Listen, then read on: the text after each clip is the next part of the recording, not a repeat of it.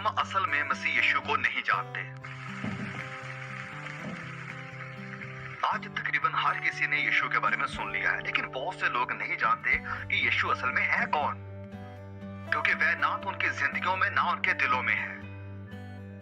और दुनिया आज इस चाह में है, ढूंढ रही है कोई मसीहा को कि आए और उन्हें बचा ले। हजारों साल पहले नबी एजिकियल ने लिखा कि मैंने उनके बीच में किसी इंसान को ढूंढना चाहा, लेकिन कोई नहीं मिला। दूसरे शब्दों में कहें कि परमेश्वर किसी इंसान को ढूंढ रहे थे कि उसे ब्लेस करे, उसे आशीषित करे और उसे अपनी महिमा के लिए इस्तेमाल करे, जो तैयार हो अपनी जिंदगी को उसके हाथों में देने और समर्पण करने के लिए।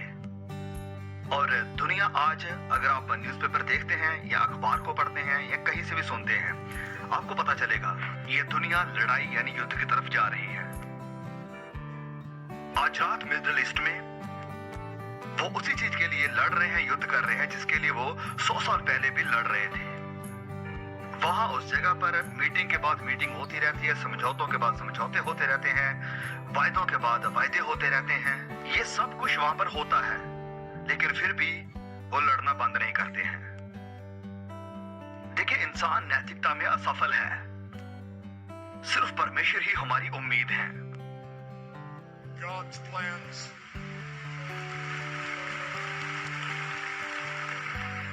परमेश्वर की योजनाएं ऑलरेडी बनी हुई हैं और साफ साफ वचनों में लिखी गई हैं कि उसके दाहिने हाथ में सिंहासन पर एक इंसान बैठा है, जिसे इंसानों के द्वारा तुच्छ जाना गया, त्याग दिया गया जब वो पहली बार दुनिया में आया था, जिसे कि आज भी बहुत सारे लोगों के द्वारा रिजेक्ट किया जा रहा है। लेकिन परमेश्वर ने यह वायदा किया है कि वो इस दुनिया का आने वाला रूलर यानी शासक होगा। वो गिरा देगा सारी इंसानों की हुकूमतों को और ताकतों को। वो दिन आ रहा है जब हर घुटना उसके आगे झुकेगा और हर जीभ अंगीकार करेगी उसके नाम का। आज जिस कैलेंडर का हम इस्तेमाल करते हैं एडी का, वो उसकी शुरुआत प्रभु यीशु मसीह के जन्म के साथ ही होती है। हम उससे भाग नहीं सकते हैं। हमारी नई पीढ़ी प्रभु यीशु से भाग नहीं सकती है। बीते सालों में बहुत सी किताबें, बहुत से नॉवल, फिल्में और ड्रामे यीशु के ऊपर बने हैं। फरवरी और मार्च के महीने में बहुत से मशहूर अखबारों में और वर्ल्ड मैगजीन में प्रभु यीशु की स्टोरी कवर की गई थी।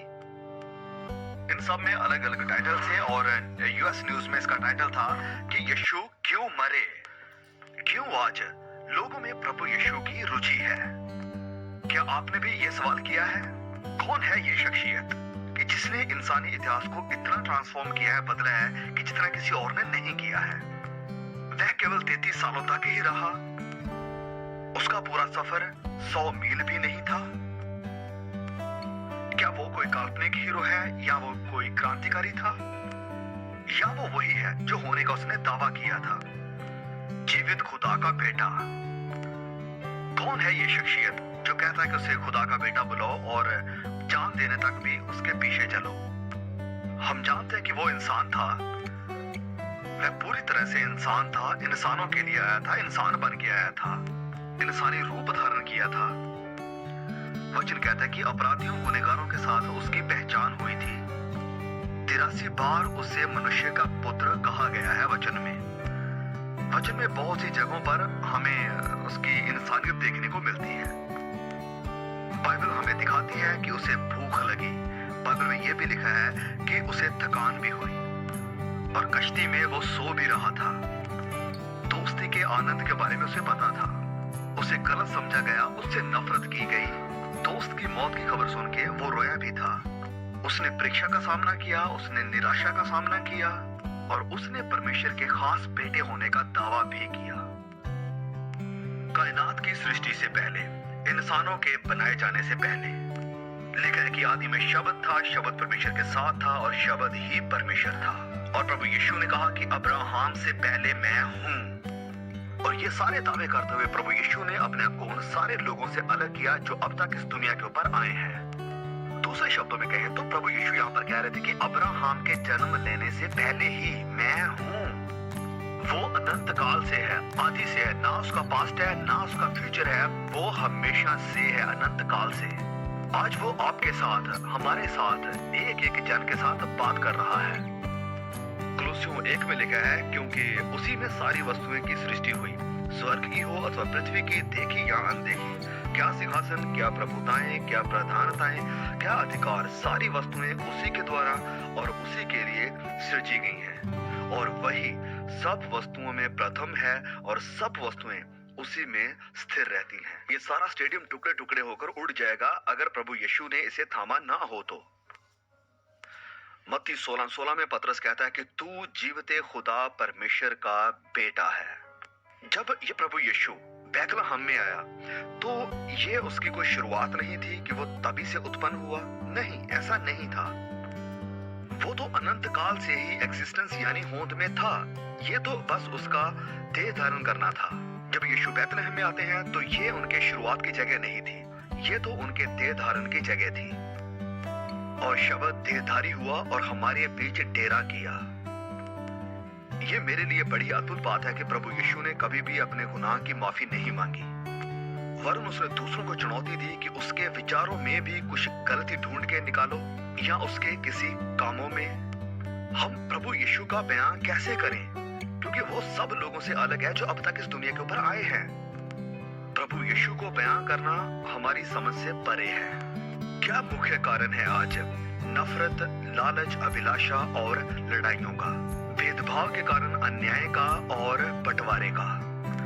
नबी यिर्मयाह इसका जवाब देते हुए कहता है कि मन तो सब वस्तुओं से अधिक धोखा देने वाला होता है और उसमें असाध्य रोग लगा है, इसका भेद कौन समझ सकता है? दाऊद कहता है कि गुनाह में ही मेरी माँ ने मुझे जन्म दिया है, मैं गुनाह में पैदा हुआ था, दाऊद कहता है। बाइबल में लिखा है मत्ती 15 में कि हृदय यानी मन से ही बुरे विचार पैदा होते हैं।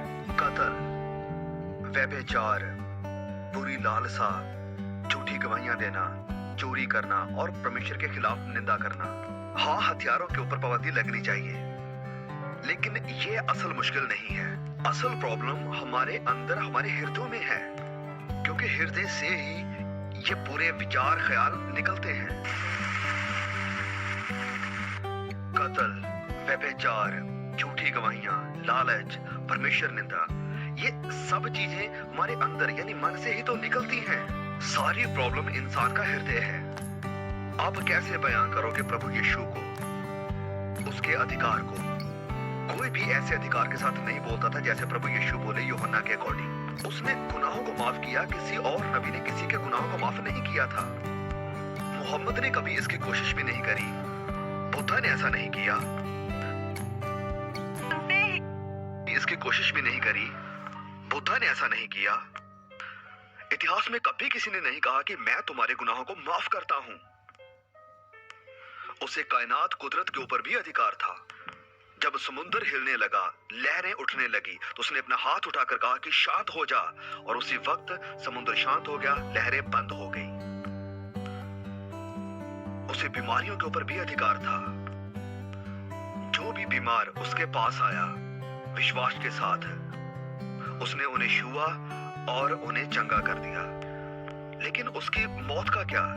उसकी मौत भी बड़ी ही अलग थी, क्योंकि बिना किसी अपराध के उसे मार दिया गया। वह अपराधी बना, उसने हमारे गुनाहों को ले लिया, वो हमारी खातिर गुनहगार बन गया जो गुनाह से वाकिफ नहीं था। क्या आप सोच सकते हैं कि पूरी तरह से वह पापी बन चुका था? हाँ, सलीब के ऊपर वो वही बना था। यशायाह 53 में लिखा है कि परमेश्वर ने हमारी सारी बुराई को उसके ऊपर लाद दिया। पहला पतरस 2:24 में लिखा है कि वह आप ही हमारे पापों को अपने देह पर लिए हुए क्रूस पर चढ़ गया। नबी मीका कहता है कि सारे हमारे गुनाह समुद्र की गहराइयों में डाल दिए गए हैं। आज ही मैं एक झील के बारे में पढ़ रहा था जो रशिया में है। पूरी दुनिया में ये सबसे गहरे पानी है, हजारों फीट गहरे। हमारे गुनाह ऐसे ही गहरे पानियों में दबा दिए गए हैं, वचन हमसे कहता है। प्रभु यीशु ने जो क्रूस पर किया उसके कारण, हमारे कारण वह पापी बना। आपके कारण उसे कुर्बान होना पड़ा। उसने आपकी सजा और आपके न्याय को अपने ऊपर ले लिया।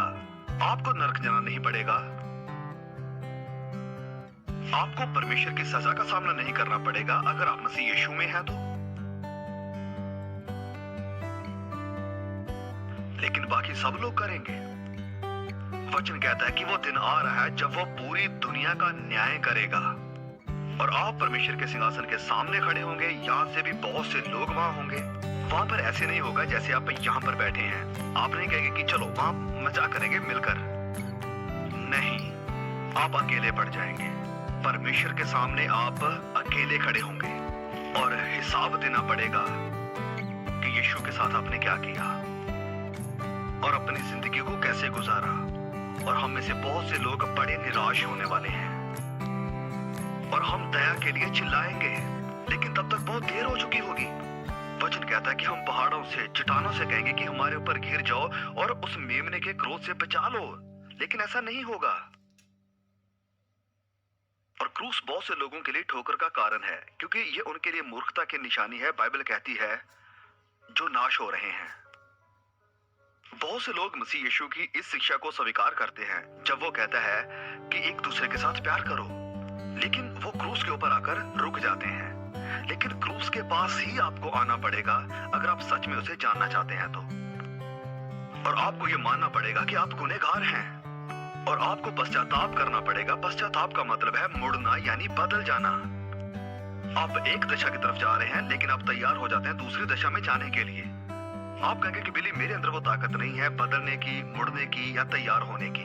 मैंने सही होने की कोशिश करी लेकिन मैं नहीं हो पाया। नहीं, आप हो भी नहीं सकते, लेकिन परमेश्वर आपकी मदद करेंगे अगर आप उसके सामने झुकते हैं और कहते हैं कि पिता मुझे आपकी मदद चाहिए, आपकी मदद चाहिए पश्चाताप करने के लिए।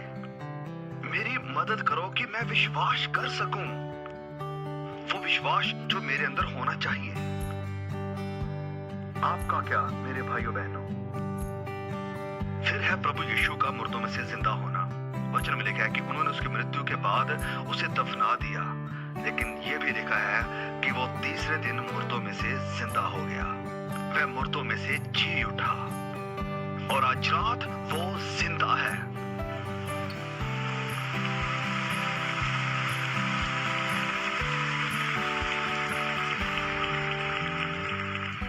जब कुछ चेले उस कब्र पर गए जहां पर उसे दफनाया गया था, वहां पर दो लोग थे, दो स्वर्गदूत थे। उन्होंने कहा तुम जीविते को मुर्दों में क्यों ढूंढते हो? वो यहाँ नहीं है, वो जी उठा है। यीशु जिंदा है।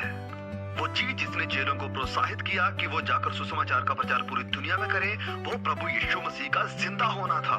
हम आज बात कर रहे हैं मसीह यीशु की, जो आपकी जिंदगी में, दिलों में आ सकता है और आपको पूरी तरह से बदल सकता है। आपके परिवार को बदल सकता है, आपके पड़ोस को बदल सकता है, आपके गांव को, इस शहर को बदल सकता है और इस पूरे देश को बदल सकता है अगर हम उसे बुलाते हैं तो।